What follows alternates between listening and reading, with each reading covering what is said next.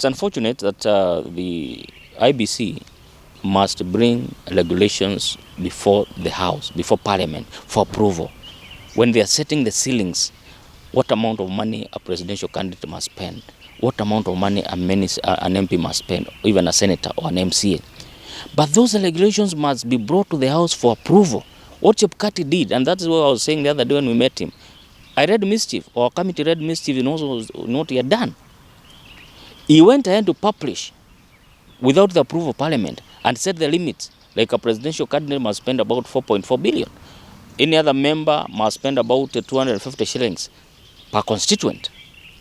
But by the time he was publishing those regulations, those ceilings, they are not been brought to Parliament for approval. And by their own admission, their legal counsel, Ms. Salome, clearly admitted that they had breached the law, the Campaign Financing Act, which says the IBC must bring regulations to Parliament within 12 months. I mean, at least within 12 months before the general election. Now they brought them on the last day, on the 9th of August this year, and we're having an elections in next year. They went ahead to publish without the approval of Parliament. So we said that act was a nullity.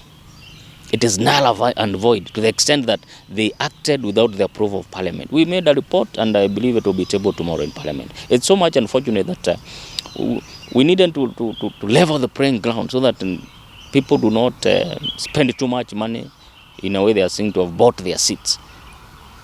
But Chebukati delayed with these regulations.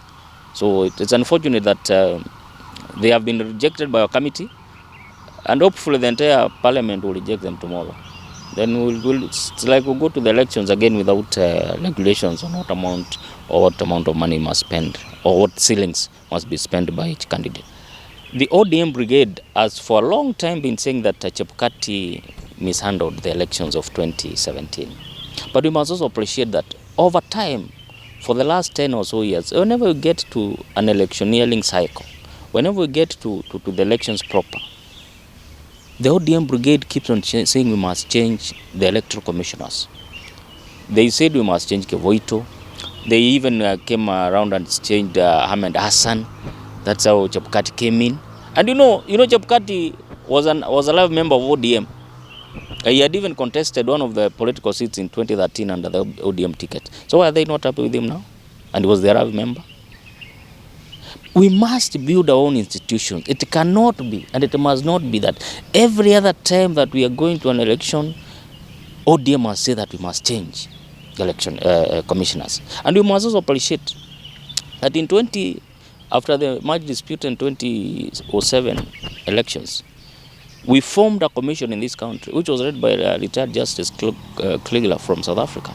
And it was very categorical and clear. He said, you cannot bring in commissioners within a span of 24 months to an general election and you expect them to perform perfectly. You must have them at least for over 24 months so that they're able to learn the landscape, to prepare for the elections without any hurry, employ the right staff members. Then at that point in time, they will be seen to have done a credible and delivered a credible elections. But now when you change somebody within 6 months to an election, even 1 year to an election, when is he going to learn the systems? When is he going to learn even his staff? When is he going to learn the landscape of Kenya? They are now taking us again to a station where they'll be saying these elections were rigged in advance. So I would say, let us have Chebukati. He has learned the landscape. He has mastered this job of an election commissioner. He has learned the job of a chairman. Let him learn with it. When his time is over, then he'll step aside. And in any event, we are saying Chebukati has been learning this commission with 3 commissioners. And another 4 already have been interviewed who are coming to beef up the commissioners. So that will be good enough for them to go.